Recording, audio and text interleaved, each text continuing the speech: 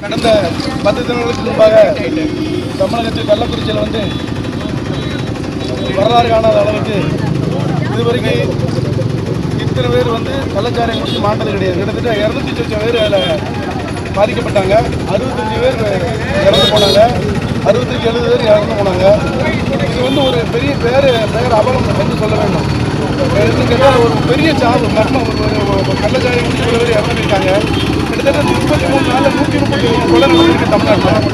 ஒரு பெரிய மாநில கட்சியினுடைய தலைவர் நம்ம சென்னையில் வச்சு வெட்டி கொல்லப்படுகிறார். இந்த போதைப் பொருள் விற்கக்கூடிய ஆட்சி, கள்ளச்சாராயம் விற்கக்கூடிய ஆட்சி, மக்களுக்கு எதிரான இந்த ஆட்சி அப்புறப்படுத்த வேண்டும் என்பதற்காக அண்ணன் எடப்பாடியார் அவர்களுடைய கட்டளைப்படி எங்கள் கட்சிக்காரங்க, மாவட்ட கழக நிர்வாகிகள், பகுதி கழக நிர்வாகிகள், கட்சியில் இருக்க மாநகர் மாவட்ட கழக நிர்வாகிகள் அனைத்து பேரும் சேர்ந்து கிட்டத்தட்ட எல்லா பகுதியிலையும் இதை கொடுத்துட்டு வரோம். இந்த ஆட்சியை அப்புறப்படுத்துவதை எங்கள் போராட்டம் தொடரும்.